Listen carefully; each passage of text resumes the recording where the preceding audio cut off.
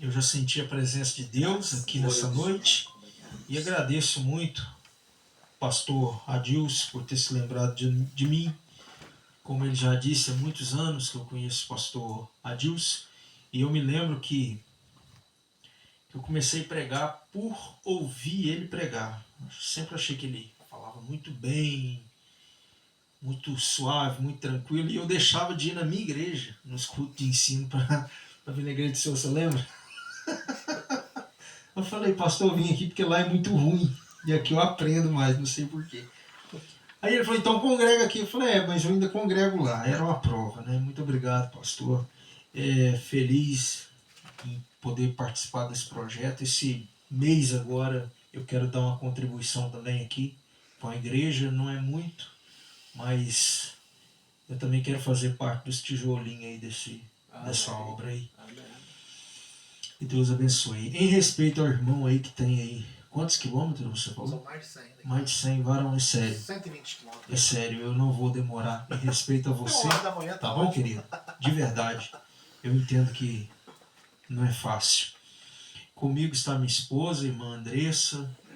Fiquei muito feliz com o Clóvis que aceitou meu convite para vir aqui. Se você não tivesse vindo, eu acho que a gente estaria mais triste uma hora dessa, né? É mesmo. Tá faltando mais uma. Obrigado.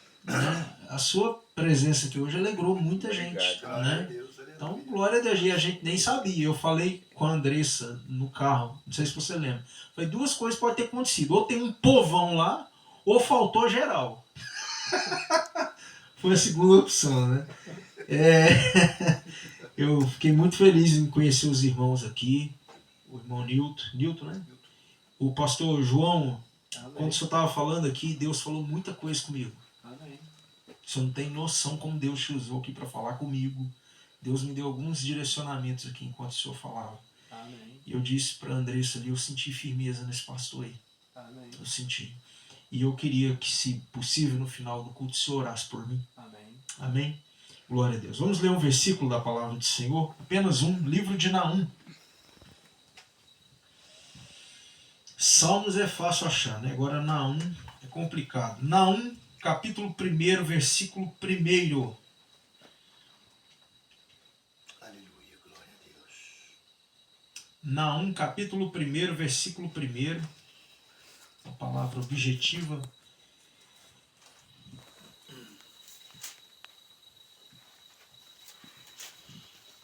Todos os irmãos encontraram?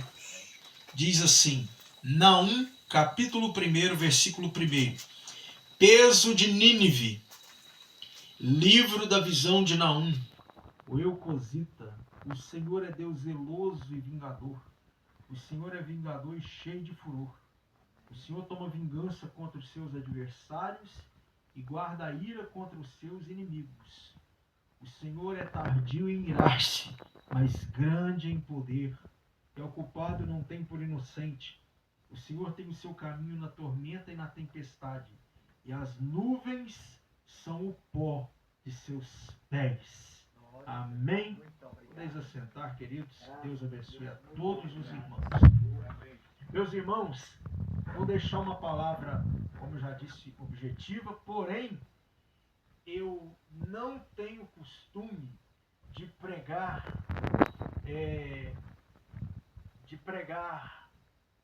em um lugar por causa do tamanho de pessoas. Não importa se tem um, se tem dois, a minha mensagem que eu vou deixar agora seria a mesma se essa igreja estivesse abarrotada de gente. Amém. Porque a Bíblia diz que tudo que é feito para Deus tem que ser feito com qualidade. Amém. Então, independente de quem não veio, tem pessoas que estão aqui. E essas pessoas são preciosas para Deus. Amém. E precisam também ouvir a sua palavra. Glória seja dada o nome de Jesus. Amém. Estamos num livro de um profeta pouco conhecido, mas a sua história é muito simples e muito fácil de se entender. A Bíblia é um livro simples, é um livro fácil de se entender quando se lê no Espírito. Esse homem foi um homem que Deus levantou para trazer consolo ao coração do seu povo, ao coração de Judá, que nesse período estava sendo governada por Manassés, um rei ímpio, um rei perverso, e que por meio dele Deus estava castigando o seu povo, e que dentro desse contexto o povo de Judá estava servindo de vassalo, estava sendo oprimido pelo império da Síria, o império que governava o mundo naquele tempo, o império que governava o mundo naquela época. Manassés era um rei ímpio, era um rei cruel, e por causa disso, Deus permitiu que ele estivesse debaixo do jugo da Síria. Aleluia, quando não somos fiéis a Deus, nós entramos em situações difíceis da nossa vida. Agora observem os queridos irmãos que neste período da Assíria, a Síria, que era um império governado por homens cruéis, ruins, eu poderia destacar dois, apenas para informação. O primeiro era um rei chamado Senaqueribe, que os irmãos já, com certeza, já ouviram falar dele. Há um outro rei também muito conhecido como Assurbanipal, que segundo a arqueologia era um rei muito inteligente, que gostava de estudos de uma grande livraria na sua biblioteca, e ele usava aquilo a seu favor para dominar povos que eles conquistavam.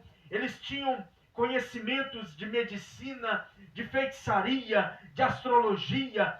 Então não era um império fraco, não era um império caído, derrubado, não. Era um império que mandava no mundo antes da Babilônia. Era um império fortificado e que agora estavam dando trabalho para o povo de Deus, estavam dando trabalho para o povo do Senhor. Aleluia.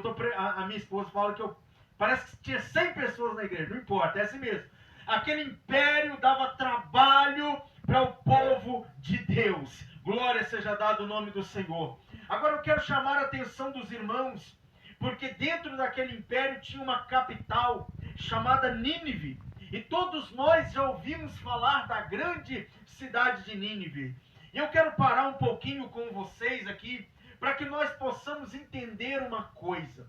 Nínive, quando a gente lembra dela, a gente lembra do profeta do Senhor que pregou para ela, chamado Jonas. Mas antes de Jonas, Nínive foi fundada por um homem chamado Nimrod. Nimrod foi um homem que não temia Deus. Ele construiu uma torre chamada Torre de Babel, com o intento de quê? Com o intento de que ele estava desafiando Deus. Se Deus manda um dilúvio na terra e destrói as pessoas da terra, agora com a Torre de Babel, entrando na torre, Deus não tem poder para matar ninguém.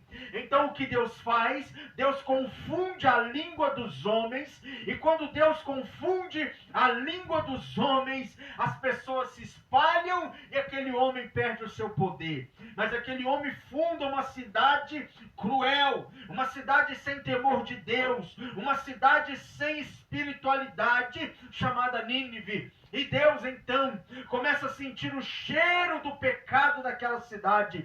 Deus começa a sentir o cheiro do pecado daquela nação e diz assim: eu vou destruir a cidade de Nínive. Mas Deus, como é um Deus misericordioso, Deus, como é um Deus benevolente, diz assim: vou dar primeiro uma oportunidade para que eles se arrependam. E a Bíblia Sagrada nos diz que o profeta Jonas não queria que eles se arrependessem. Jonas queria que eles morressem, porque aquela cidade castigou muito o povo de Deus durante anos, mas não teve jeito. Deus, vocês já conhecem a história, Deus fez Jonas chegar ali e pregar, e o povo se arrependeu. E quando o povo se arrependeu, Deus perdoou, porque Deus está pronto para perdoar aqueles que abrem o seu coração para Ele. Quantos podem glorificar o nome de Jesus essa noite? Glória a Deus. Aleluia. Então Deus perdoou os pecados porque eles se voltaram para Deus. O problema de Deus não são nossos pecados. O problema de Deus é quando nós recusamos o perdão que Ele tem para nos oferecer. E quando o povo de Nínive, do maior ao menor, se curva diante de Deus, Deus então os abraça e não destrói aquela cidade. A única coisa que faz Deus voltar atrás, por incrível que pareça, a gente cansou de ouvir, Deus não volta atrás. A única coisa que faz Deus voltar atrás é quando nos quebrantamos. É verdade. Aleluia. Ele para a sentença de juízo, porque nós reconhecemos aonde erramos. Verdade. E quando o povo se arrependeu, Deus disse, não, então eu mudo de ideia. Eu não vou mais destruí-los. Só que a Bíblia Sagrada nos mostra que 100 anos depois, aquele povo que se voltou para Deus agora volta para o pecado de novo.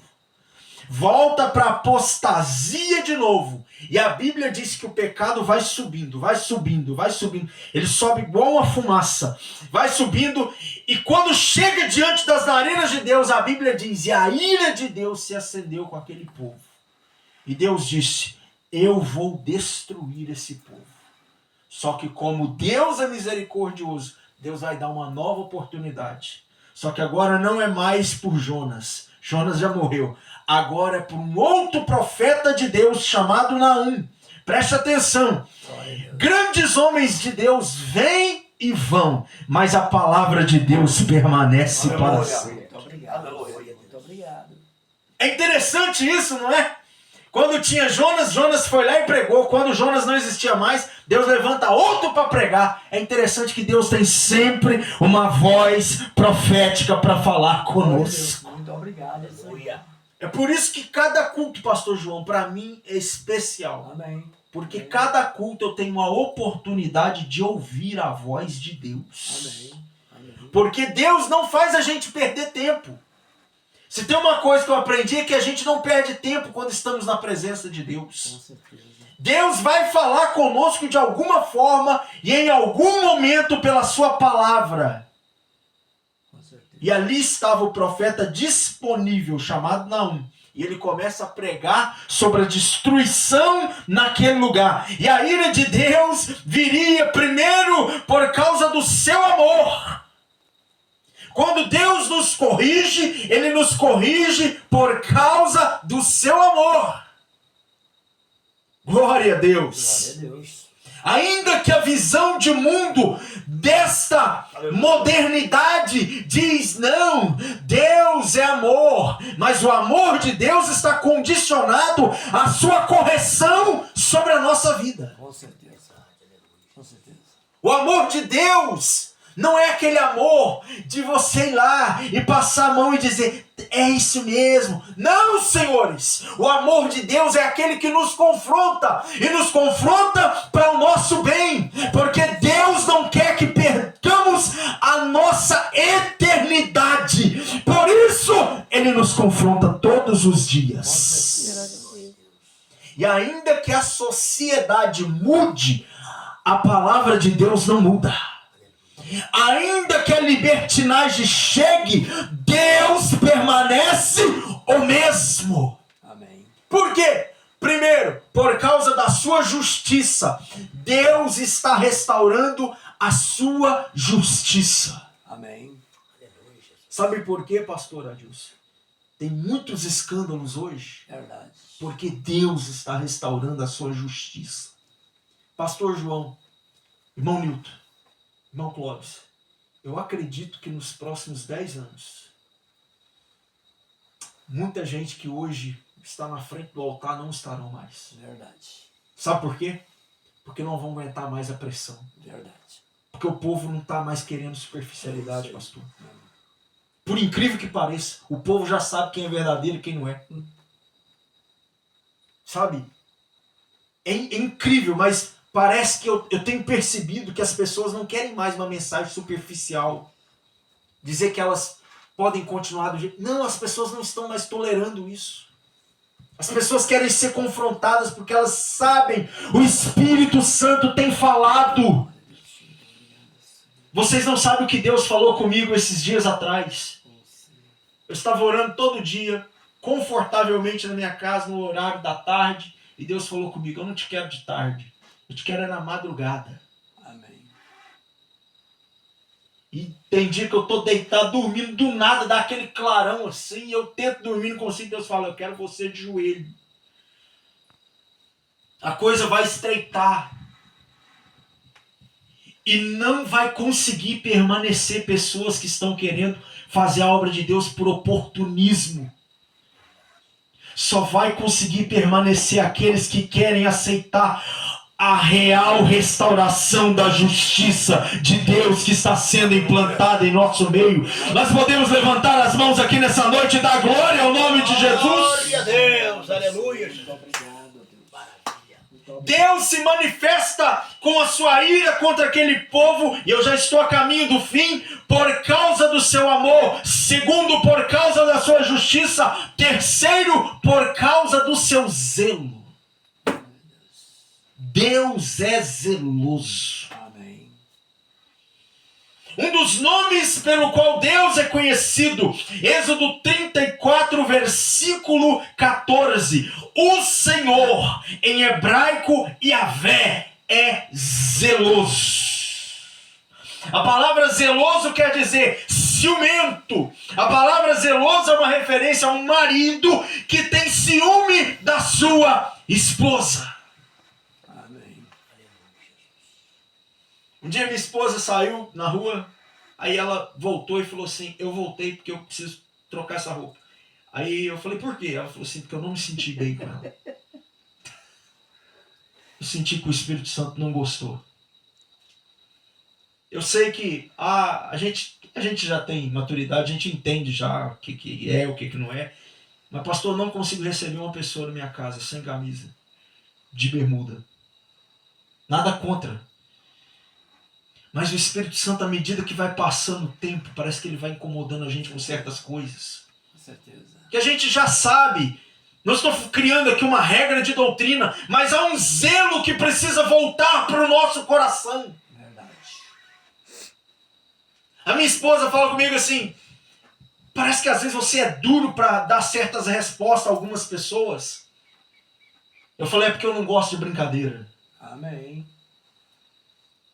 Se quer conversar comigo, conversa sério. Amém. Se quer falar de mim, fala na minha presença.